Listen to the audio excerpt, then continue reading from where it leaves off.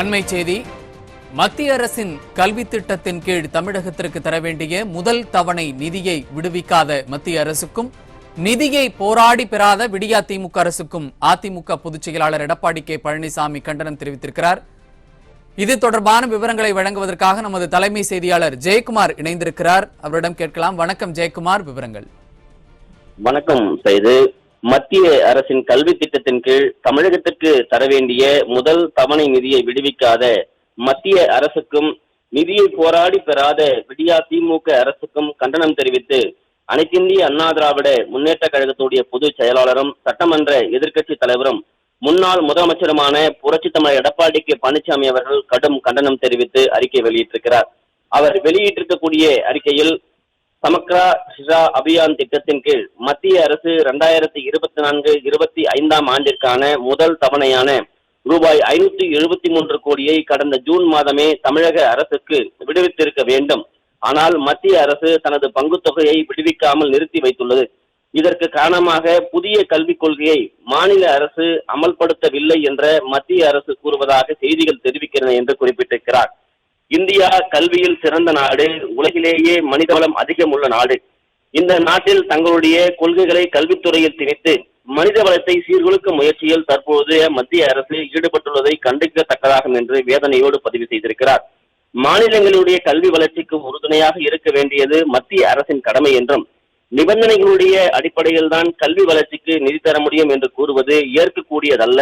மானிய பட்டியலில் இருந்து கல்வி பொதுப்பட்டியலுக்கு மாற்றி சுமார் 48 ஆண்டுகள் ஆகின்றன என்றும், இதில் சுமார் 20 ஆண்டுகள் மத்திய ஆட்சியில் பங்கு பெற்ற திமுக, தற்போது கணிசமாக பாராளுமன்ற உறுப்பினர்களை கையில் வைத்திருக்கும் திமுக மீண்டும் கல்வியை மாநில பட்டியலுக்கு மாற்ற முயற்சிக்காமல் நீட் பிரச்சனையைப் போல கல்வி பிரச்சனையிலும் கபட நாடகம் ஆடுகிறது என்று வேதனையோடு பதிவு செய்திருக்கிறார்.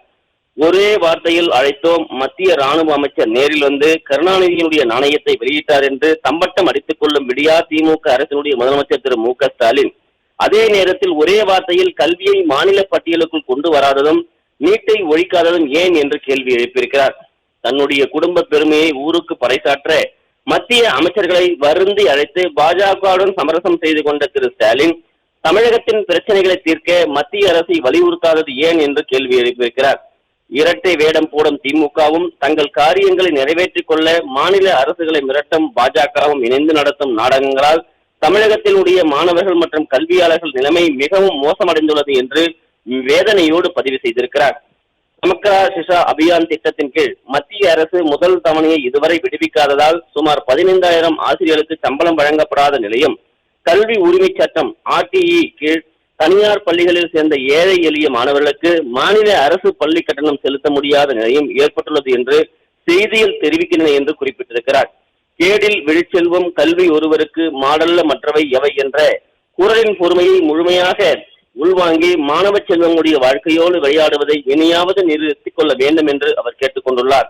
மாணவர்கள் மற்றும் கல்வியாளர்களுடைய நிலையை கருத்தில் கொண்டு மத்திய அரசு உடனடியாக எந்த விதமான நிபந்தனையுமின்றி சமக்ரா ஷிஷா அபியான் திட்டத்தின் கீழ் முதல் தவணை நிதியை விடுவிக்க வேண்டும் என்றும், திமுக மற்றும் அதன் கூட்டணி கட்சிகளுடைய நாடாளுமன்ற உறுப்பினர்கள் 2019-2024 காலகட்டத்தில் தமிழகத்தினுடைய உரிமைகளுக்கு குரல் கொடுக்காமல் அமைதியாக இருந்தது போல் இல்லாமல் உரத்த குரலில் தமிழகத்திற்கு வரவேண்டிய நிதியை போராடி பெற வேண்டும் என்று விடியா திமுக அரசை வலியுறுத்துகிறேன் என்று அனைத்திந்திய அண்ணா திராவிட முன்னேற்ற கழகத்துடைய பொதுச் செயலாளரும் சட்டமன்ற எதிர்க்கட்சி தலைவரும் முன்னாள் முதலமைச்சருமான புரட்சி தமிழர் எடப்பாடி கே பழனிசாமி அவர்களுடைய கண்டன அறிக்கையில் தெரிவித்திருப்பது குறிப்பிடத்தக்கது. செய்தி.